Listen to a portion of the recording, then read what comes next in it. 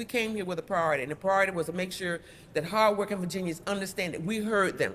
We understand their pain. And Democratic leadership say that listening is reflected in the proposed changes to the state's two-year budget that they unveiled as the 2025 General Assembly wraps up. We understand that the cost, the affordability is an issue. Headlining their attempts to address that issue is a $1.1 billion tax rebate plan, giving $200 to individual filers and $400 to joint.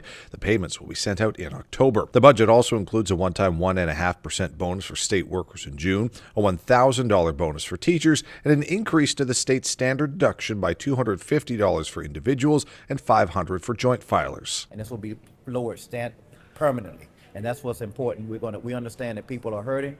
The cost of goods and services are high. Donald Trump came in saying that he was going to lower the price of things, and inflation continues to go up. It's not the budget I would have written, but we did some positive things. While Democrats control both chambers, some Republicans were a part of the negotiations to reach this deal. State Senator Ryan McDougall says while he's glad to see the tax relief that made it, some things we didn't get that we're going to continue to fight for, making sure that there's continued tax relief for all Virginians. That's why we were advocating it in bills, tax on tips, standard deduction, making sure that those were permanent. Among the budget items that are more specific to Central Virginia, McDougall says it calls for 2 state properties in Hanover to be sold, which will increase the tax base for the county. It also has $50 million to Richmond's combined sewer overflow system and language to require a referendum on a proposed Rosie's Gaming Emporium facility in the Staples Mill Shopping Center in Henrico. This just says, hey, if you want to come, you have to get the people of Henrico get to have a voice on this, right? They might vote yes, they might vote no,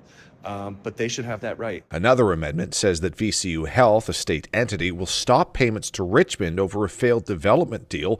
The payments would have totaled $56 million, but budget negotiators say we did not think that that should be going to the local government, particularly since the project did not go through. In a statement, a City of Richmond spokesperson said they'd expected to have continued conversations with VCU Health leaders and add in part, quote, while this appears to be a disappointing development, the city is evaluating the budget language to better understand its potential implications, end quote. Now, lawmakers will be coming back to the state capitol on Saturday for a final vote on the budget, at which point it and all the legislation passed this session will go to Governor Glenn Youngkin for his consideration to accept, amend, or veto.